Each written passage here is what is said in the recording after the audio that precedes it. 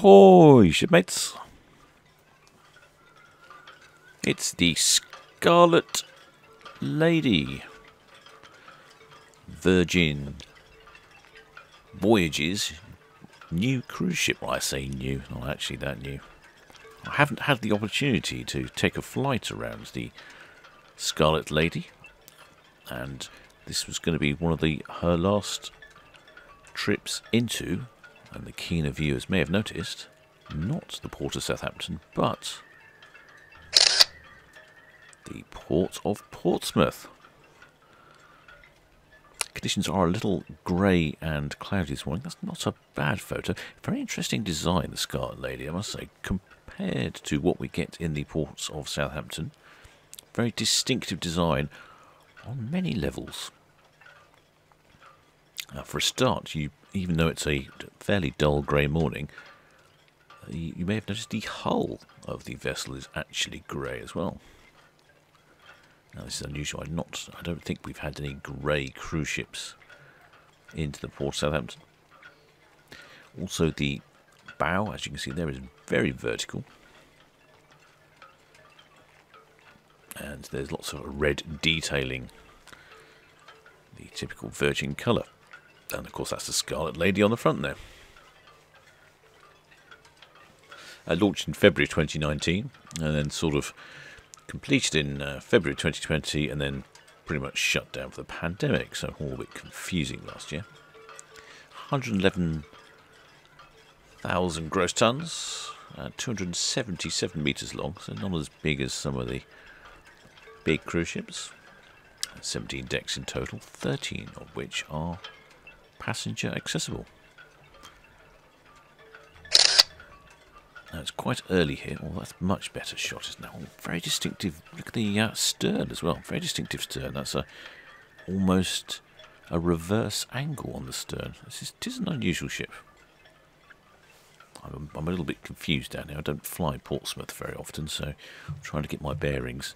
And also, disadvantage is that there's no restriction on speed here, so she's whistling in at a fair old rate of knots. Pretty sure she's not performing her top speed of 22 knots, but nonetheless she's still moving along a fair old lick. A couple of distinctive features about the Scarlet Lady is one that she's an adult-only cruise ship. The tug is in attendance there. It's not quite a good view this way. I think the view going back was better. But you can see the stern, and particularly here on this side of you, really can see the stern is a sort of reverse angle. Very, very different design. Very, very. I was concerned it looked, had some resemblances to a battleship with the vertical bow and the grey colour, but in reality, quite an elegant looking vessel.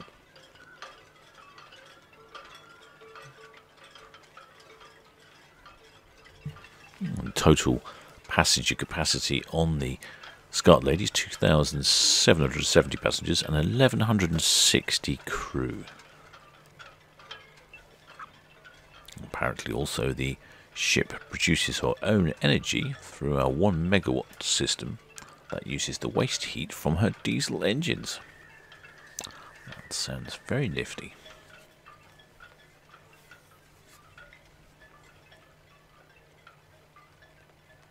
This is the first cruise ship of the Virgin Voyages line, and they have implemented a number of features on the interior which are different, and a couple of different operating methodologies to the other traditional cruise ships. One of the differences the Scarlet Lady has compared to other cruise ships is the pricing is based on a per cabin basis, rather than charging per passenger. It's a cabin price. All guests are included, and all of the meal charges are included, thus making the prices compared to the competitors slightly higher. This is the narrow entrance to the historic port of Portsmouth. Great day out if you want to come down and experience some of the museums that are here. They've got some naval museums and Mary Rose and a few of the bits and pieces. Ferry to France also goes from Portsmouth. And of course there is a ferry to the Isle of Wight. Where would we be without an Isle of Wight ferry? And also are a number of fortifications that are behind us at the moment.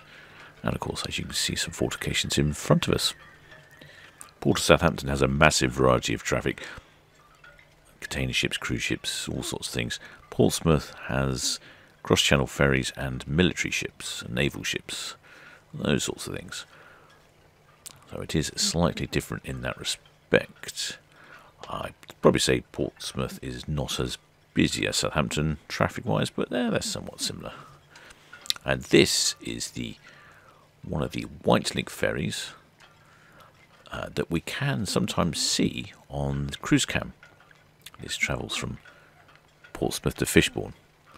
And this is in fact the hybrid energy ferry, just waiting for the Scarlet Lady to go further into the port of Portsmouth and dock. So she's been slightly inconvenienced. All those commuters will have an extra 5 or 10 minutes to eat their bacon butties. There is, however, one thing that Portsmouth does have, and the port of Southampton doesn't. That is the only passenger hovercraft service in the world. And it just so happens that I got my timings right, and we were able to see the departure of one of the hovercrafts. I think this one was the Solent Flyer. Comes right up onto the beach here in Southsea. If you happen to be in Port Southampton, so it was worth a pop down to Southsea. And you can watch the hovercrafts come and go. Or even better, take a trip on the hovercraft to ride on the Isle of Wight. Makes a fun day out for the children. And children of all sizes. And there she goes, gliding smoothly, transitioning from land to sea. Unlike some of the other ferry services across the Solent, the hovercraft can be unduly affected by weather conditions. High winds particularly are a problem. It stops the hovercraft from, well, basically going. And if there is a particularly high sea state as well, that can cause a problem.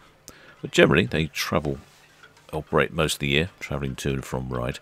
There is 2 hovercrafts, and also we do actually see these hovercrafts in the Port of Southampton when they come up for maintenance and servicing work. And there's one of those forts I mentioned earlier. We'll get a little view of them from here. And there she goes off to Ryde. Now, interestingly, in the Port of Southampton, we have the Hythe to Southampton ferry that you can see on a port cam. And in Hythe, that is where the hovercraft was invented by Sir Christopher Cockerell. Now, our local boy turned good, invented the hovercraft. Slightly gone out of fashion these days, I think due to the high running costs. But nevertheless, a fun ferry. Got my timings all wrong this morning, although I can't really change the cruise ship movements. This was how the sky was about 10 minutes after I landed the drone. Probably not even that. So if the Scarlet Lady was just a little bit later, we would have had some absolutely stunning photographs. But unfortunately, the weather is one thing that's not in my control. Well, I hope you enjoyed a little trip down to Portsmouth.